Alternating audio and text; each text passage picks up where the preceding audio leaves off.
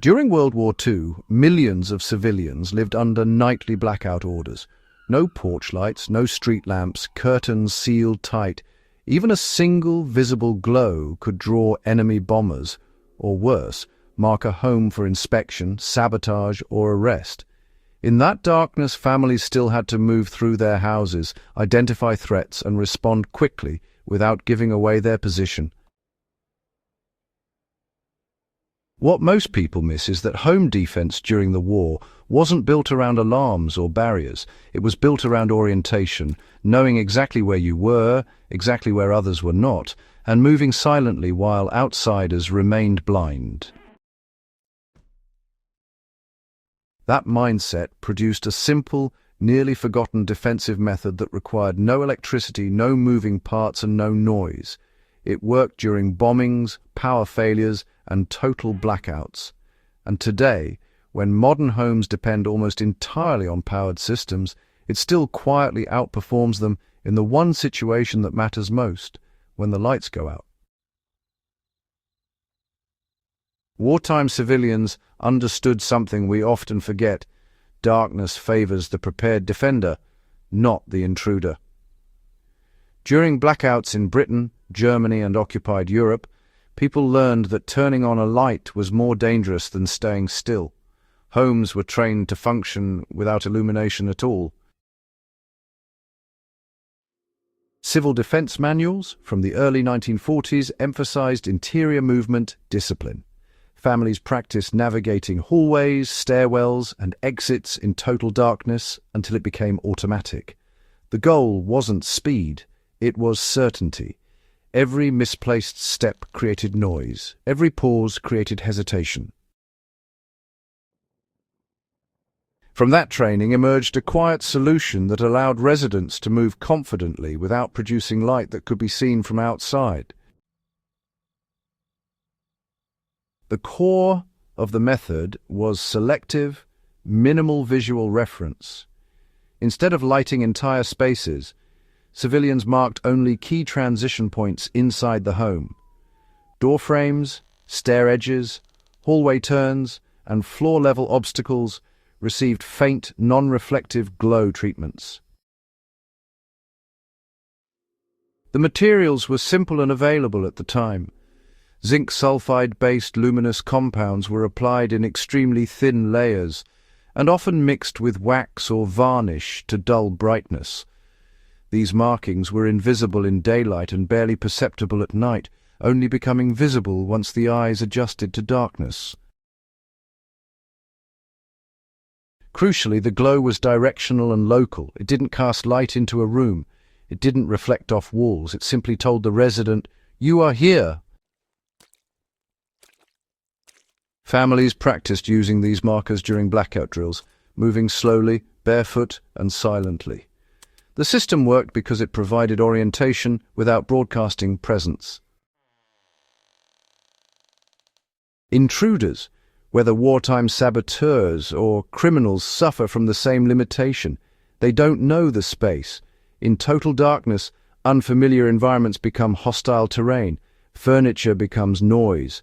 Corners become hazards. Hesitation becomes, well, inevitable. The World War II method flipped that imbalance. The homeowner moved with confidence while the outsider remained disoriented. There was no need to chase, confront, or illuminate. The defender could reposition, retreat, or observe without revealing location. This wasn't about confrontation. It was about control. Civil defense doctrine understood that survival often depended on avoiding contact, not winning it. After the war, variations of this approach appeared in Cold War civil defense planning. In countries that expected infrastructure disruption, blackout navigation inside homes remained a recommended practice. It was never flashy, never commercialized, and eventually disappeared as electric security systems took over. But the logic never stopped being sound. The moment a home loses power, most modern defenses fail simultaneously. Cameras go dark, motion sensors shut down, alarm panels die. The World War II method does not even notice the outage. The modern adaptation mirrors the original exactly. Only critical navigation points are marked, never entire paths. Entry thresholds, stair transitions, and known obstacles receive subtle, low-intensity markings that remain invisible during the day. So the key is restraint. Overmarking actually defeats the purpose by increasing ambient glow. The World War II approach, interestingly, favored less information, not more. Just one point of reference per decision point is enough. Charging happens naturally through ambient indoor light. There are no switches and, honestly, no maintenance. In darkness, the home becomes readable to the person who lives there and unreadable to anyone else. Practicing movement without lights is equally important. Wartime families, rehearse this regularly, often during scheduled blackout drills. Today, the same benefit comes from simply walking the space slowly in darkness and learning where hesitation occurs. Modern systems are, reactive and visible. They announce activity. The World War II method, on the other hand, is passive and silent. It doesn't alert, deter, or escalate. It simply gives the resident superior situational awareness.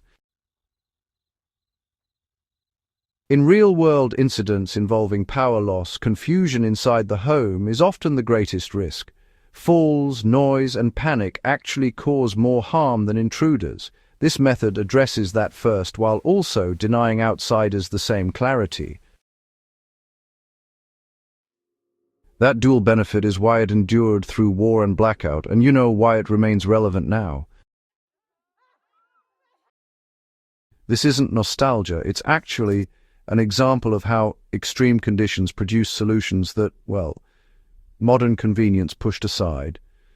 World War II home defense wasn't about gadgets. It was really about understanding human perception, fear, and movement under stress.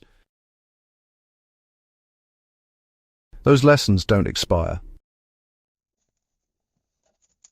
If you value the kind of forgotten, practical history that doesn't rely on mythology or modern marketing, go ahead and subscribe to Strange History.